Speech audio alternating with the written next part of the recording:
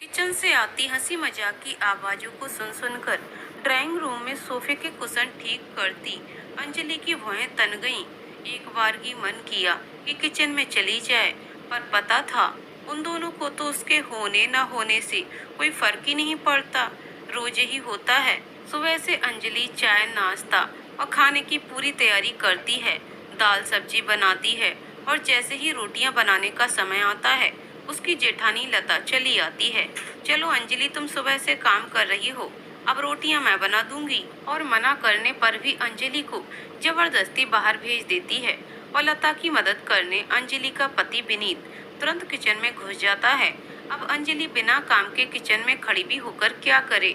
वह चुपचाप बाहर आकर दूसरे काम निपटाती है या फिर नहाने चली जाती है। और अगर किचन में खड़ी भी हो जाए तो लता और विनीत के भद्दे और अश्लील हंसी मजाक देख सुनकर उसका सिर भन ना जाता। उसे लता से कोफ्त होती। माना कि विनीत उसका देवर है, लेकिन अब तो अंजलि का पति है ना, तो दूसरे के पति के साथ इस तरह के हंसी मजाक करना क्या किसी औरत को शोभा देता है। लेकिन विनीत से जब भी बात करो इस मामले में, वह उल्टा अंजलि पर ही गुस्सा हो जाता है कि अंजलि की सोच इतनी गंदी है। वह अपने ही पति के बारे में ऐसी गलत बातें सोचती है, शक करती है। 3 साल हो गए अंजलि और विनीत की शादी को। इन 3 सालों में दसियों बार लता को लेकर उन दोनों के बीच झगड़ा हो चुका है, लेकिन हर बार नाराज होकर उल्टा सीधा बोलकर विनीत अंजलि की सोच को ही बुरा संकुचित साबित कर देता है। और पास ही के शहर में रहने के कारण लता जब तक अंजलि के घर आ जाती, लता का पति यानी विनीत के बड़े भाई बेंगलोर में नौकरी करते हैं। लता अपने दोनों बेटों के साथ अपने माता पिता के घर में रहती है, इसीलिए उसे बच्चों की भी चिंता नहीं रहती। हफ्ते 10 दिन या 15 दिनों में 2-4 दिन के लिए आ ही जाती है अंजलि के घर। और ये 2-4 दिन अंजलि के बहुत बुरे बीतते। लता के जाने के बाद अंजलि अपने आप को थोड़ा संयत करती, मन को संभालती, विनीत और अपने रिश्ते को लेकर सामान्य होती। तब तक लता फिर आधमकती और अंजलि का जैसे तैसे सुचारू हुआ जीवन और मन दोबारा अस्त व्यस्त हो जाता। लता का पूरे घर में साधिकार रहना, किचन में उसका पूरा वर्चस्व अंजलि को बहुत खलता था। कई बार तो वह किचन की व्यवस्था में भी फेरबदल कर देती। कभी कभी तो बिना अंजलि को पता चले ही विनीत अपनी पसंद की कोई डिश बनाने की फरमाइश लता से कर देता और लता पूरे मनोयोग से अंजलि के किचन में पहुंचने से पहले ही डिश बनाने में जुट जाती। अंजलि के ही किचन में कब क्या बनने लगता अंजलि को पता ही नहीं रहता। ऐसे में अपने ही घर में वह अपने आप को लगातार पराया सा महसूस करने लगी थी। रोटियां बन गईं तो लता नहाने चली गई। अंजलि भी अपने कमरे में चली गई। थोड़ी देर बाद किसी काम से अंजलि कमरे से बाहर निकली तो देखा विनीत लता के कमरे से बाहर आ रहा है। क्या हुआ विनीत, भाभी नहा कर आ गई क्या? अंजलि ने पूछा। नहीं, अभी नहीं आई। तो तुम उनके कमरे में क्या कर रहे थे? अंजलि ने सीधे विनीत के चेहरे पर नजरें गड़ाकर पूछा। वो तौलिया ले जाना भूल गई थी, वही देने गया था। विनीत ने जवाब दिया। अगर उन्हें तौलिया चाहिए था तो मुझे बता देते, तुम क्यों देने गए? अंजलि को गुस्सा आया। तुम फिर से शुरू हो गई। मैं उन्हें तौलिया देने गया था, उनके साथ नहा नहीं रहा था कि तुम इतना भड़क रही हो। ओफो, शक का कभी कोई इलाज नहीं होता। क्या संकुचित विचार वाली बीबी गले पड़ी है? अपनी सोच को थोड़ा मॉडर्न करो, थोड़ा खुले दिमाग और विचारों वाली बनने की कोशिश करो, विनीत ने कहा और वहां से दूसरे कमरे में चला गया। अंजलि की आंखों में आंसू छलक आए। दूसरे दिन सुबह विनीत ने बताया कि लता वापस जा रही है। वह ऑफिस जाते हुए लता को बस में बिठा देगा। अंजलि ने चैन की सांस ली। 4 दिन से तो विनीत लता के चक्कर में ऑफिस ही नहीं गया था। लता जा रही है तो अब 10-12 दिन तो कम से कम चैन से कटेंगे। यूं तो विनीत अधिकतर समय फोन पर ही लता से बातें करता रहता है, लेकिन गनीमत है लता प्रत्यक्ष रूप से तो उन दोनों के बीच नहीं रहती। लता और विनीत चले गए तो अंजलि ने चैन की सांस ली। उसने अपने लिए 1 कप चाय बनाई और ड्राइंग रूम में आकर सोफे पर पसर कर बैठ गई। जब भी लता आती है पूरे समय अंजलि का सिर भारी रहता है। वह लाख कोशिश करती है नजरअंदाज करने की, मगर क्या क्या छोड़े बहे। लता और विनीत की नजदीकियां आंखों को खटकती हैं। सोफे पर एक दूसरे से सटकर बैठना। अंजलि अगर एक सोफे पर बैठी हो तो लता दूसरे पर, तो विनीत आकर अंजलि के पास न बैठकर लता के पास बैठता है। खाना खाते समय भी लता विनीत के पास वाली कुर्सी पर ही बैठती है। जब तक लता रहती है, अंजलि को न अपना पति अपना लगता है, न घर। लता बुरी तरह से विनीत के दिल पर कब्जा करके बैठी है। रात में भी अंजलि थक कर सो जाती थी। तब बहुत रात तक विनीत लता के पास बैठा रहता। अपने कमरे में पता नहीं कितनी रात बीतने के बाद आता। विनीत की इन हरकतों से अंजलि बहुत परेशान हो गई थी। फिल्म देखने जाते हैं तो विनीत अंजलि और लता के बीच में बैठता है और सारे समय लता से ही बातें और फिल्म पर कमेंट करता है। ऐसे में अंजलि बहुत उपेक्षित सा महसूस करती है अपने आप को। अंजलि के दिमाग में यही सब बातें उमड़ घुमड़ रही थीं कि उतने में उसके मोबाइल की रिंग बजी। हेलो, अंजलि ने फोन रिसीव करके कहा।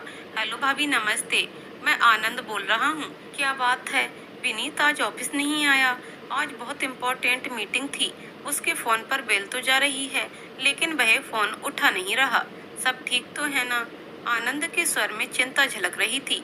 आनंद विनीत के ऑफिस में ही काम करता था। दोनों में अच्छी दोस्ती थी। क्या विनीत ऑफिस में नहीं है? अंजलि बुरी तरह चौंक कर बोली। लेकिन वह तो सुबह 10 बजे ही ऑफिस के लिए निकल गया था। अंजलि बोली, नहीं भाभी, विनीत आज ऑफिस नहीं आया है और फोन भी नहीं उठा रहा है। आनंद ने फोन डिस्कनेक्ट कर दिया। अंजलि को चिंता होने लगी। आखिर विनीत कहाँ जा सकता है? अभी दोपहर के 2 बज रहे थे। अंजलि ने भी विनीत को फोन लगाया, लेकिन उसने फोन नहीं उठाया। अंजलि परेशान हो गई, कहीं कोई दुर्घटना तो। अपनी सोच पर अंजलि खुद ही घबरा गई। अंजलि ने लता को फोन लगाया तो उसने भी फोन नहीं उठाया। लता के पिताजी के घर पर फोन किया तो पता चला लता अभी तक अपने घर पर नहीं पहुंची। अगर लता 11 बजे की बस से भी निकलती तो 1-1:30 बजे तक अपने घर पहुंच जाती। अब तो 2:30 बज गया है। अंजलि घर के अंदर बाहर होती रही। कभी विनीत का फोन लगाती, कभी लता का और कभी आनंद का। 4 बजे जाकर विनीत का फोन आया। अंजलि ने घबराकर उससे पूछा कि वह कहाँ है और ऑफिस क्यों नहीं गया, फोन क्यों नहीं उठा रहा था। मगर विनीत का जवाब सुनकर अंजलि के गुस्से का पारावार न रहा। दरअसल विनीत लता को बस में बिठाकर ऑफिस जाने के लिए ही निकला था, मगर रास्ते में एक मॉल में नई रिलीज हुई फिल्म का पोस्टर देखकर लता का मन हुआ वो फिल्म देखने का। सो 12:30 बजे का था। अतः दोनों मॉल में ही घूमते रहे और 12:30 बजे फिल्म देखने बैठ गए। फिल्म का साउंड तो तेज होता ही है, अतः रिंग सुनाई नहीं दी। अभी लता को बस में बिठाने के बाद उसने मिस कॉल देखे। अंजलि ने विनीत की पूरी बात सुने बिना ही फोन काट दिया। आज तो आनंद के फोन आने से अंजलि को पता चल गया था कि विनीत ऑफिस नहीं पहुंचा है, वरना विनीत तो कभी बताता नहीं। वह 6 बजे घर आता और ऐसे दर्शाता जैसे सीधे ऑफिस से चला आ रहा है। पता नहीं पहले भी कितनी बार न जाने कितनी तरह का झूठ बोल चुका होगा, और क्या पता सच में ही फिल्म देखने गए थे या 10 बजे से 4 बजे तक। जब इंसान का एक झूठ पकड़ा जाता है तो फिर उसके ऊपर से विश्वास उठ जाता है। फिर उसकी हर बात में झूठ की ही गंध आने लगती है। विनीत भी समझ गया था कि इस बार तो अंजलि को बहुत बुरा लगा है और अब वह कई दिनों तक गुस्सा रहेगी। विनीत अपनी गलती समझ गया था, इसलिए वह अंजलि से बहुत अच्छा बर्ताव कर रहा था। घर के कामों में हाथ बटाना, अपना काम समय पर करना, समय पर घर में सामान सब्जी भाजी ला देता। लेकिन अंजलि ने कोई प्रतिक्रिया नहीं दर्शाई, न अच्छी न बुरी। वह विनीत की ओर से एकदम तटस्थ और उदासीन हो गई थी। घर के सारे काम सुघड़ ढंग से निपटाती, विनीत से जितना काम होता उतना बोलती। एक तरह से घर में उन दोनों के बीच शीत युद्ध जैसी स्थिति बन गई थी। विनीत को बहुत बेचैनी हो रही थी। अंजलि खुलकर झगड़ा कर लेती तो विनीत भी बहस करके अपनी सफाई दे देता, या उल्टा हर बार की तरह अंजलि की सोच को छोटा कहकर उसे ही गलत साबित करके अपनी गलती ढांप लेता।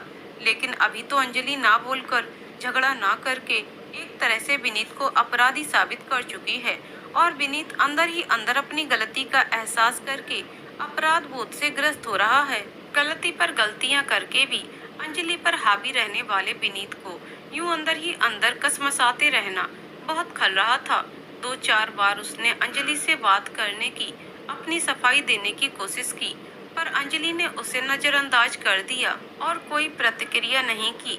10-12 दिन बाद अचानक सामान उठाने रखने की आवाजें सुनकर विनीत ने दरवाजा खोलकर देखा तो सामने वाले फ्लैट का दरवाजा खुला था और मजदूर सामान अंदर रख रहे थे। ये फ्लैट कई दिनों से बंद था। अच्छा है कोई अच्छी फैमिली आ जाए तो अंजलि को भी कंपनी मिल जाएगी। वैसे तो वह ज्यादा कहीं आती जाती नहीं है। विनीत के ऑफिस जाने का समय हो गया था, इसलिए उसने दरवाजा बंद किया और तैयार होने चला गया। सामान आ गया है तो घर वाले भी आ ही जाएंगे, आज नहीं तो कल पहचान भी हो ही जाएगी। शाम को ऑफिस से आया तो देखा सामने वाले फ्लैट का दरवाजा बंद था। विनीत ने सोचा इनका सारा सामान रखा गया होगा। चाय पीते हुए उसने अंजलि से पूछताछ की तो पता चला सामने कोई फैमिली नहीं, वरन एक युवक रहने आया है। उसे इसी शहर में नौकरी लगी है और सामने वाला फ्लैट किराए पर लेकर वह यहीं रहेगा। विनीत को अफसोस हुआ, अगर परिवार होता तो ज्यादा अच्छा होता। अंजलि को कंपनी मिल जाती, युवक का रहना ना रहना तो बराबर ही है। दूसरे दिन सुबह अंजलि के बात करने की आवाज सुनकर विनीत बाहर आया तो पता चला वह युवक आया था बाई के बारे में कहने। अंजलि ने उसके यहाँ अपनी झाड़ू पोछे वाली बाई भेजने का आश्वासन दे दिया। थोड़ी देर बाद वह पीने का पानी भरने के लिए बर्तन लेने आया।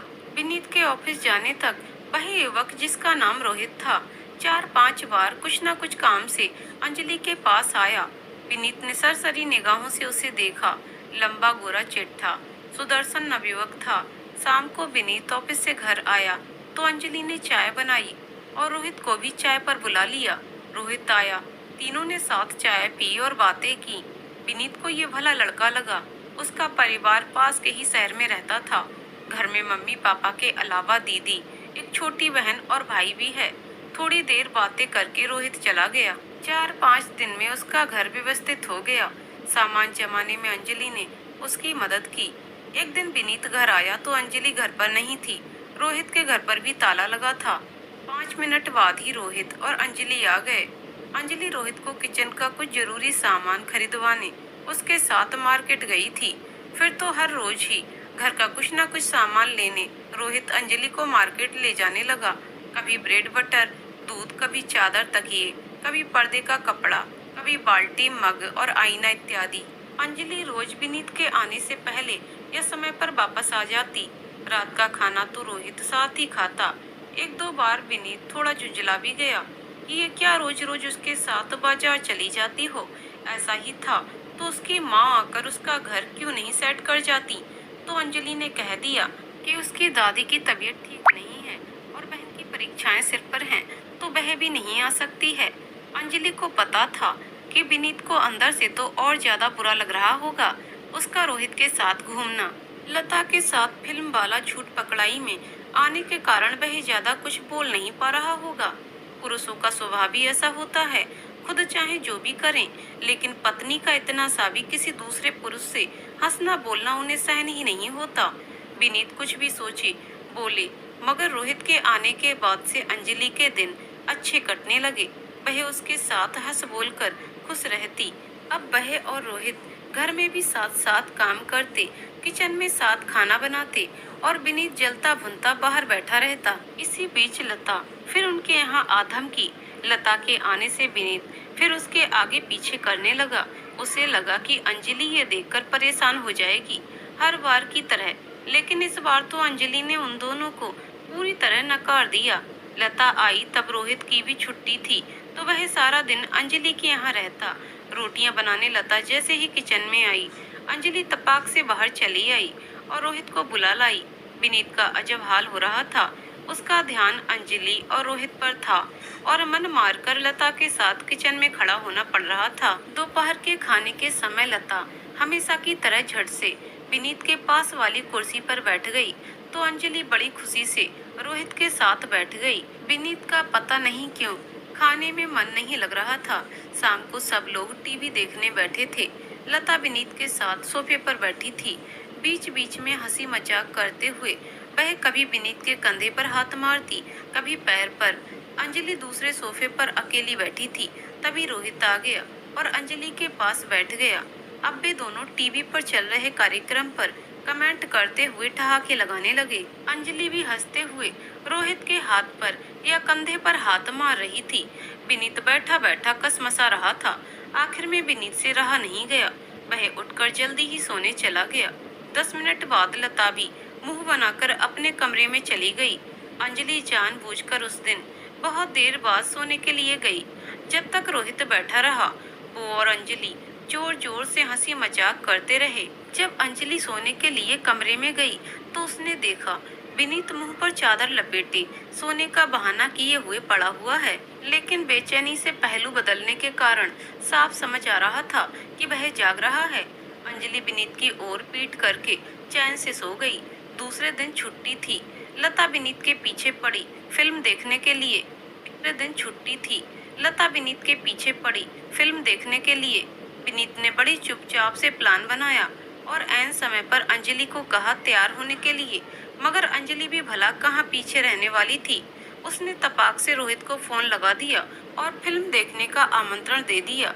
विनीत जल भुन गया। वह बेडरूम में आकर अंजलि पर गुस्सा करने लगा कि रोहित को ले जाने की क्या जरूरत है। तब अंजलि ने दो टूक बोल दिया कि उसके और लता के बीच वह मूर्खों की तरह मुंह बंद करके बैठी रहती है। या तो अंजलि को भी घर पर रहने दे या फिर रोहित को भी साथ ले चले। विनीत के पास और कोई चारा नहीं था। वह बेमन से रोहित को भी साथ ले गया। विनीत ने सोचा वह सबसे पहले अंजलि को बिठाएगा, फिर लता को, उसके बाद वह और अपने पास रोहित को। तब पूरी फिल्म में वह और लता पास बैठेंगे और अंजलि और रोहित दो कोनों में। लेकिन अंजलि ने पहले ही सीट नंबर सुन लिया और फटाफट सिनेमा हॉल में घुसकर रोहित की बगल में बैठ गई। विनीत यहाँ भी मात खा गया। फिर तो पूरी फिल्म भर उनका मूड उखड़ा ही रहा। लता पहले तो बहुत कोशिश करती रही उससे कि वह पहले की तरह हंसी मजाक करे, पर आखिर में खुद भी खींचकर चुप हो गई। अलबत्ता अंजलि और रोहित ने पूरी फिल्म बहुत एंजॉय की। उसके बाद रोहित ने अपनी ओर से डिनर का प्रस्ताव रखा, जिसे अंजलि ने सहर्ष स्वीकार कर लिया। फिल्म के बाद वे लोग मॉल में ही घूमते रहे। फिर थोड़ी देर बाद मॉल के ही एक रेस्टोरेंट में डिनर करके लौटे। पूरे समय विनीत हूँ हाँ के अलावा कुछ नहीं बोला। विनीत के कारण लता को भी चुप रहना पड़ रहा था। बस रोहित और अंजलि ही दुनिया जहान की बातों में खोए हुए थे। दूसरे दिन लता तो किचन में रोटियां बनाने पहुंच गई, लेकिन विनीत नहीं गया। वह अंजलि के आसपास ही घूमता और बातें करता रहा, क्योंकि वह जानता था कि या तो अंजलि रोहित के घर चली जाएगी या फिर वह यहाँ आ जाएगा, क्योंकि वह अभी तक ऑफिस नहीं गया होगा। लिहाजा सारी रोटियां लता को अकेले ही बनानी पड़ी। वह तो विनीत के लिए ही यहाँ आती है। जब इस बार विनीत रोहित की वजह से उखड़ा हुआ है और उसका ध्यान पूरा समय अंजलि पर ही अटका रहता है, तो वह बेवजह अपने दिन खराब करके क्या करे। विनीत के ऑफिस जाने के समय उसने कहा कि उसे बस में बिठा दे। अरे भाभी, आप इतनी जल्दी जा रही हैं? आप है तो घूमने फिरने में कितना मजा आ रहा है। कुछ दिन और रुक जाइए। कल रोहित ने हाफ डे लिया है, हम सब लेक पर घूमने चलेंगे। अंजलि ने लता को रोक लिया। विनीत जल भुन गया। इस बार पहली बार उसे लता का रहना बहुत बुरा लग रहा था। लता चली जाए तो रोहित के साथ बाहर घूमने फिरने की और टीवी देखने की इल्लत से छुटकारा मिले। उसने लेक पर जाने का प्रोग्राम बहुत टालना चाहा तो अंजलि चिढ़ गई। क्यों विनीत, इससे पहले तो जब भी लता भाभी आती थी तुम छुट्टी ले लेकर फिल्में देखने और घूमने ले जाते थे। अब अचानक तुम्हें क्या हो गया? अंजलि की बात पर विनीत निरुत्तर हो गया। वह मन महसूस कर दूसरे दिन सबके साथ लेक पर गया। हमेशा अंजलि को उपेक्षित सा छोड़कर लता के साथ घूमने फिरने के मजे लेने वाला विनीत अब लता से भी कटा कटा सा घूम रहा था, क्योंकि उसका सारा ध्यान तो अंजलि और रोहित की बातों पर लगा था। घर वापस आकर लता मुंह फुलाकर जल्दी ही सोने चली गई। अंजलि कॉफी बना लाई और रोहित के साथ बातें करने लगी। विनीत थोड़ी देर बैठा रहा, फिर तंग आकर सोने चला गया। दूसरे दिन लता चली गई। विनीत ने चैन की सांस ली। लता थी तो सारा समय विनीत से चिपकी रहती थी और अंजलि को पूरी आजादी मिल जाती थी रोहित के साथ रहने की। विनीत ने तो आजकल लता को फोन करना भी बहुत ही कम कर दिया था। लता ही फोन लगाती थी तो विनीत थोड़ी बहुत बातचीत करके फोन रख देता था। लता भी विनीत की बदली बदली प्रवृत्ति को समझ गई थी। विनीत अब ज्यादा से ज्यादा समय अंजलि के आसपास ही रहता था। छुट्टी वाले दिन टीवी देखते समय वह यथासंभव अंजलि के पास हटकर बैठता था या फिर उसका हाथ पकड़कर ही बैठता, जैसे कि अगर उसने हाथ नहीं पकड़ा तो वह भाग जाएगी। अंजलि को उसकी इन हरकतों से कोफ्त होती। विनीत रोहित से बचने के लिए अक्सर शाम को या छुट्टी वाले दिन बाहर लंच या डिनर या शॉपिंग का प्रोग्राम बना लेता। अंजलि को और चिढ़ होती, क्योंकि वह जानती थी ये सब सिर्फ उसे रोहित से दूर करने के लिए है और कुछ भी नहीं।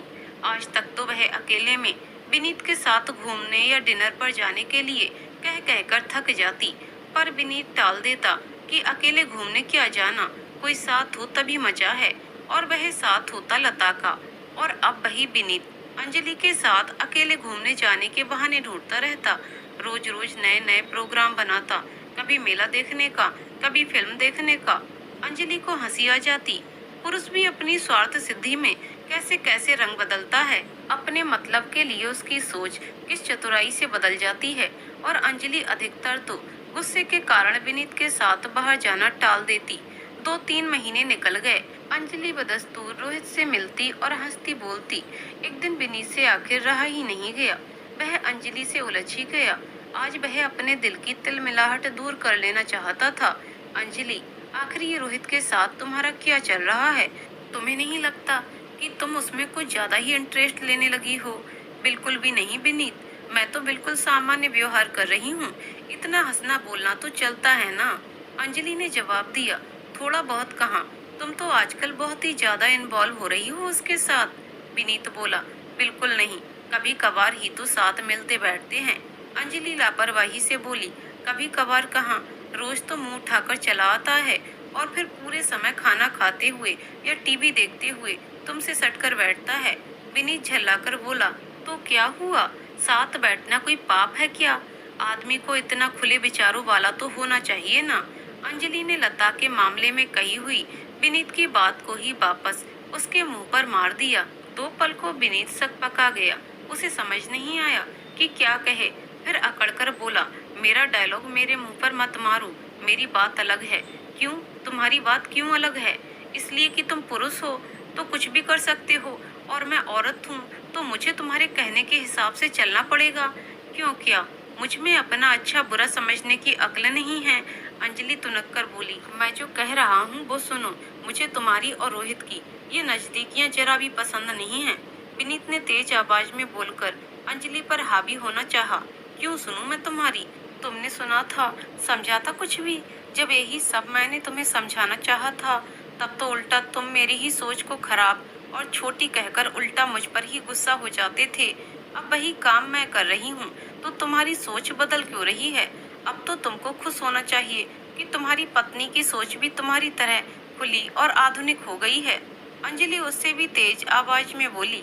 मैं ये सब कुछ नहीं जानता, बस मैं नहीं चाहता कि तुम रोहित से हंसो बोलो या उसके साथ घूमो फिरो। अपने पुरसोचे तहम में डूबा विनीत सही गलत समझने को तैयार ही कहाँ था।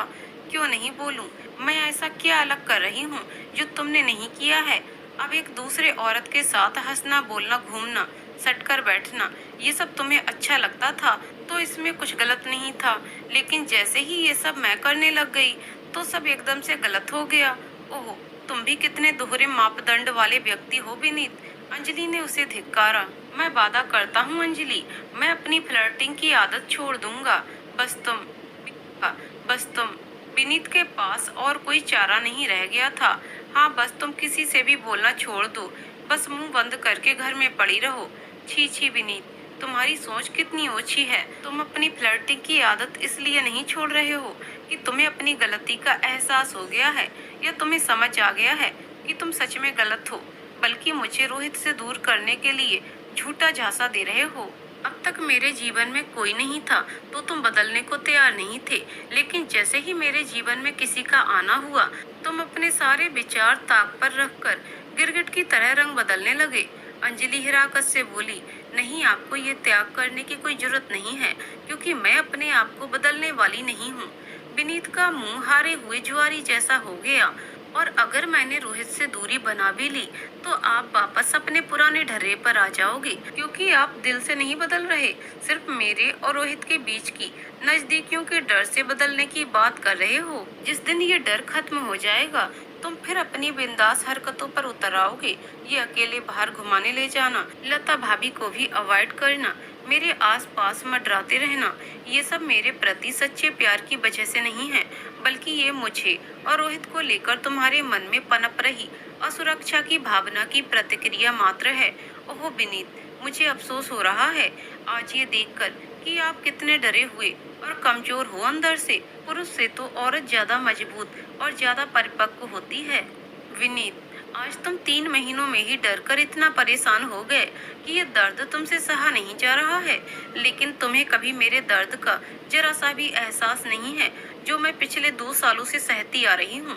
कितने ज्यादा स्वार्थी हो तुम। अंजलि के चेहरे पर चिढ़, गुस्सा, अफसोस सबके मिले जुले भाव थे। मुझे माफ कर दो अंजलि, मैं सचमुच गलत हूँ।